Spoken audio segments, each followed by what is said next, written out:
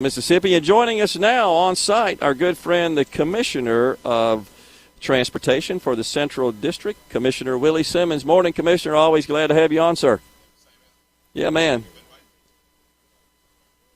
Hold on a second. We're going to get some volume here for the Commissioner. There we go. We should be good to go there. I can hear it now. So, all right. Thank you for inviting me again. Yes, sir. Thank you for coming down. So, I know we had you on. Not too long ago, but wanted to get you on again. Lots of stuff going on with respect to infrastructure, roads, transportation. I know you're on it. Got a new director of transportation, and Brad White coming over from the governor's office as the chief of staff over there. What are some of the things you got going on you want folks to know about? Well, let me just say that we are so excited to have our team put together. We got a bright future ahead. And when we were able to get Brad White to come over from the governor's office, you know, it's not often that you can steal the chief of staff from the governor to come to a state agency. But Brad is coming over. As you well know, Brad got a well-rounded background. We have Jeff Altman, who has been acting as our interim director. And Brad and Jeff is hitting it off well. So we think we're going to have a real good team, someone inside that has knowledge and experience, and someone like Brad who's coming that have been everywhere in the world, so to speak. And I can't find anybody in Mississippi or America that have a tendency to dislike Brad. Even the folks who applied for the position think Brad is a good choice for it. So we're very excited about that. Yeah. We are looking at the future for construction. We don't have enough money, and you and I talked about that the last time, so I won't dwell on that. But I would say that we have some exciting things going on. 49, we are anticipating that project continue to move and be completed on the new time frame that we put on it, and that's going to relieve the traffic jam that we have going south to the Gulf Coast and coming off the south. So that's going to be great for us. We also have a major project that's working closely with ACE. And let me just say I'm excited to be here with you today to celebrate and be with the ACE company who provides a lot of equipment and services to the contractors that's working. And they're working on the big bridge project that we have here, and we're excited about that. That's about a $45 million project that we are doing. But it's going to help our interstate system tremendously and the Jackson metro area. Yeah, so obviously relieving the traffic congestion. Folks are always interested to hear about that and just improving their experience and the smoothness of their ride. And I know that comes down to you and certainly those roads which are within your scope and your purview. So can you explain to our audience, Commissioner, sort of where you have authority and manage roads and where you don't, like the difference between, state and municipal and county type roads? How does that delineate? Our jurisdiction rests primarily with the state highways that we have, and we control the interstate system, the 4-lane highways that we have, as well as many of the 2-lane highways that we have in the state. So that comes under the state. All of those lane miles that we have in that category.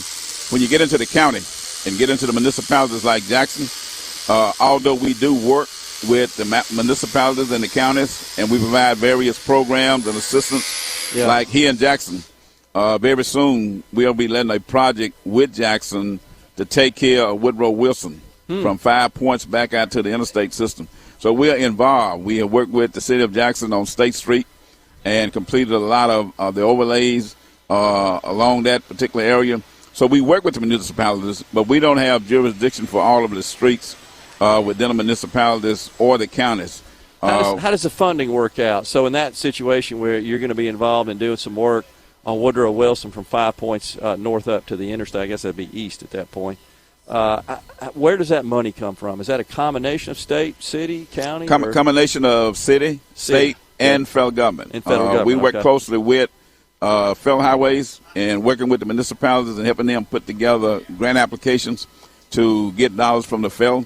And when those monies come in to the state, they flow through the Department of Transportation. So we actually manage those projects and work closely with the cities to make sure that it's carried out according to federal rules and regulations. And so when money that is, appropriated, well, it's not even appropriated. It comes directly to the Department of Transportation via the fuel tax.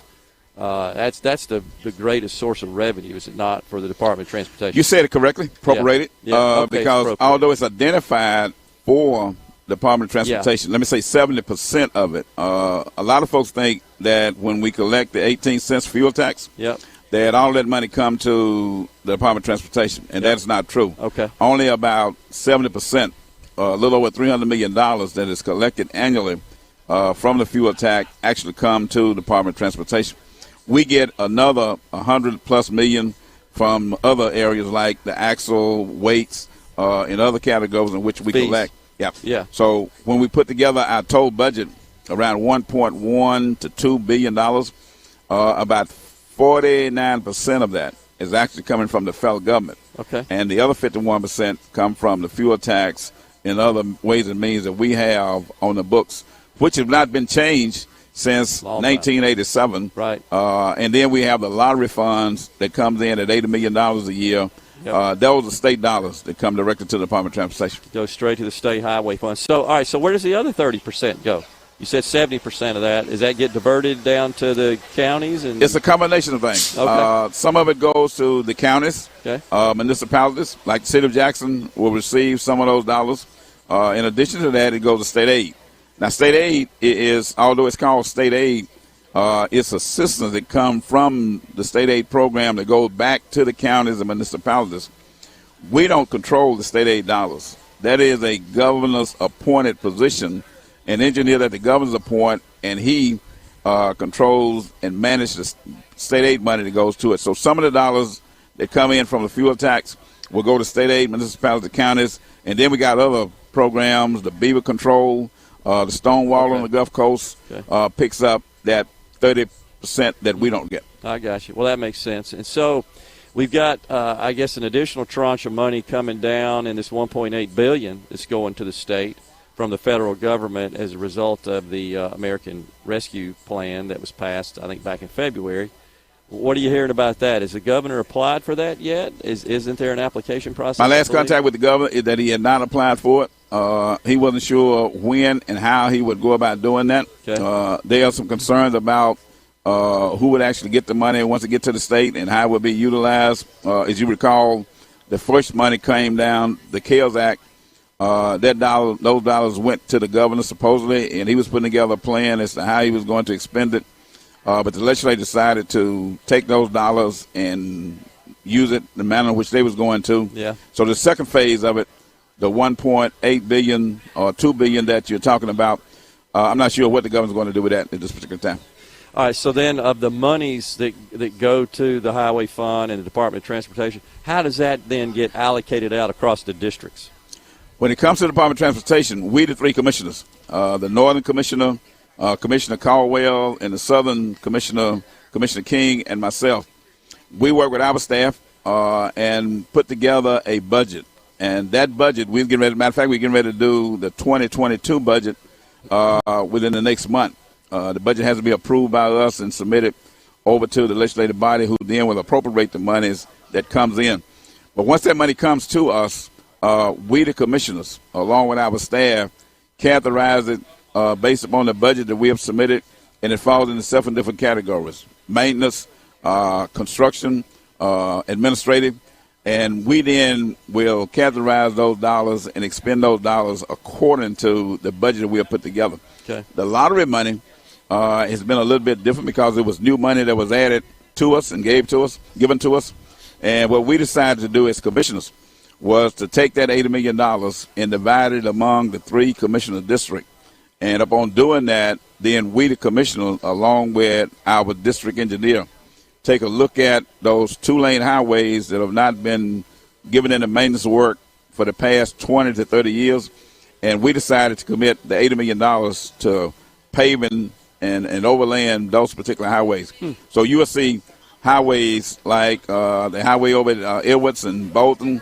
One of the highways here in our area that we're going to look at beginning July 1st is Highway 49, starting at 220 and going to Madison County. You can go into Holmes County. All of the counties we are putting dollars into, for the most part, on those 2-lane highways that have not been addressed in over 20 years. We should also point out, we got to go here, but if folks are interested on how the lottery funding is being used, they can go to the DOT website. They've got specific projects that are being funded by lottery. You can go to the DOT website. You can give your commissioner a call. Okay. And if you have a suggestion that we have overlooked, give it to us, and we'll try to include it. Commissioner Willie Simmons, Central District Transportation Commissioner, has been our guest. Always a pleasure having you on, Commissioner. Thanks a lot. Same here. Yes, sir. Enjoy yourself. We'll be right back on